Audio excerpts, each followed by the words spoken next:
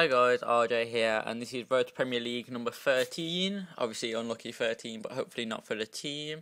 Um, I've done this series for quite a while now. I'm actually really enjoying it. I say this all the time, and I know you're probably like, oh, I know you've told us and everything, but I actually really enjoyed this episode as we actually get our first FA Cup game, which was amazing. Saying how long I've had to actually wait for the FA Cup game, which is really disappointing actually, because obviously the league is going okay, but the cup we need to get the money in, and I was actually really happy for this cup game to actually come on. But in the league we're doing quite well there, and there wouldn't that be a penalty? He didn't get the ball at all, but apparently not. But this game is actually pretty decent as well. Talking about games, and Chris Eva, my young youth player I'm in love with, actually scores his first goal there. He is quality. His rating isn't going up still, and I said this last episode, but he still isn't going up, and it's really frustrating. But nevertheless, as long as he's playing well, I guess that's overall the better thing out of the two. And here, Taylor tries kind of stealing Kanechi's goal and actually kind of ruins it for him in a sense. And Kanechi kind of seems to have that bad luck every time he shoots. He still hasn't gained much goals. And it's really frustrating saying Bradshaw's was out injured at this point, and it was like, what? So it was actually really disappointing that he couldn't actually grab a goal. And Berahino, who I still need to learn how to pronounce his name, doesn't seem to be actually playing that well either. And even though I've got both of them on, my two strikers and Taylor, we still couldn't actually win that game against Doncaster. But Berahino, who I was kind of I was in party with my friends and I was talking about this because they do similar things. They're doing Man City, and my other mate's doing Crawley, and I was talking to him about Berahino there, and I was on about, he never scores, and then he scored that cracking volley, and I was like, okay, I'll just shut up now. So I was actually kind of at my own word there in a sense. But he doesn't actually feature in the FA Cup game. I think it's because he doesn't have much fitness, and I have had a look at him, his stats and that, and he doesn't seem to have much stamina, which means he's kind of don't seem to be able to play more than 3 games in a row, probably 2 actually, to be honest, without being unfit. But we didn't actually need him in this game, as it was a really shit game, to be honest. And Ainsworth scores the only goal of the game, and that was literally the only highlight I could show. But again, we receive a bit of money, and although that doesn't seem like anything at all, it could help going towards signing a youth player.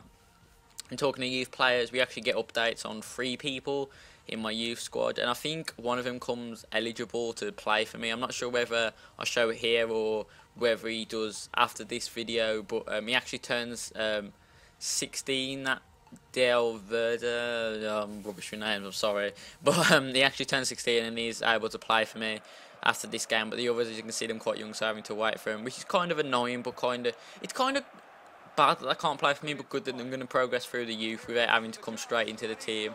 Because to be honest, if I have to put them in the team, I don't know whether I'd play them to start with. If I didn't have players such as Solano or Wright, I'd probably give them more of a chance, but the fact that Solano and Wright are kind of more older and experienced is kind of good, because then they obviously, I don't know why, they just seem to play better than Evat sometimes, but then sometimes Evat will play better than them, so it's the question of youth or experience, who to play. But obviously we don't get any decent scouting people at all, part of the last one. He was meant to be rated 89, which we all know ain't going to happen because our scout's crap. But at least, to be honest, we've paid for him now, and we ain't going to pay for him again. And to be honest, I think we could use that youth player at the moment, especially with what's just happened as Berahino has gone down injured here, as you could see. And it actually turns out after this video that he was out for 3 months. I think I do show the email, which is kind of bad, and obviously which leaves me only with Kanechi as the only striker that I actually have, which is actually a striker. I have tried playing Taylor up front a game or 2, and it did work okay. Obviously Taylor is was the top goal scorer last season in League 2, and I think he's 5th or something in League 1. I think he scored 9 goals or something like that. I'll have to check that out to make sure. But with only 1 strike yet, it was kind of a bit abysmal and a bit bad, and I was kind of feeling quite like gutted in a sense about what was going to happen or stuff like that. And obviously I'm kind of now in the middle of November at this point, so there wasn't actually an option to buy anyone of recently, so this is the kind of the best team I could really come up with. Obviously, as you can see there, Bostwick, Messina, Eva, that's usually my standard midfield of the moment. Tyler Ainsworth. Ainsworth has kind of like replaced Bradshaw in the sense of Bradshaw used to play on the right sometimes, and now obviously he's injured, and obviously Kenichi. Sometimes, I don't know, Kenichi seems to drift onto the right just normally, and it's like, I don't know why he does that. Even when I pull him in striker, he just goes to the right. But you can see here, a couple of people are in form, a couple of people ain't, a couple of people got up ratings, a couple of people ain't. The majority of people are happy, par Regan, who I'm pretty much going to sell in January when it comes to it. The reason he's unhappy is because I haven't played him at all this season. But the one thing that does make me happy is Bradshaw actually returning, and he actually does return for the last game in this episode, and I was like pretty much chuffed that he'd come back, to be honest, saying that I was going to be stuck with Kenichi, who, even though he's a good player, like I said, he's not a goal scorer. And I think, having a glimpse at his stats, he's played 17 games and scored 3, so that's not ideal at all for a striker. I mean, he's even got support around him with Tyler and Ainsworth, or Tyler and Weston, or people like that, but he doesn't seem to be able to grab them goals, and I'm not particularly sure why. But obviously I put Bradshaw back in the team, which is kind of a bit of a risk, I guess, thinking about it, because obviously he could get injured again and then we'd miss him for longer. But he actually put this ball through to Win, who shows some excellent acceleration there and catches onto the end of that ball and finishes awesomely. And the game pretty much went like that, with really good playing by the team and really positive. Maybe it's because Bradshaw come back, I don't know.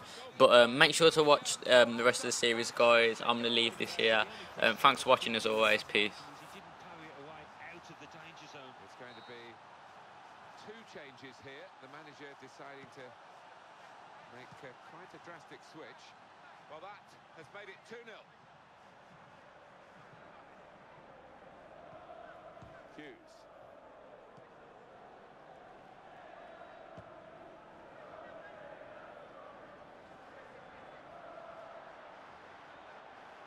And he lets fly here. What a brilliant goal.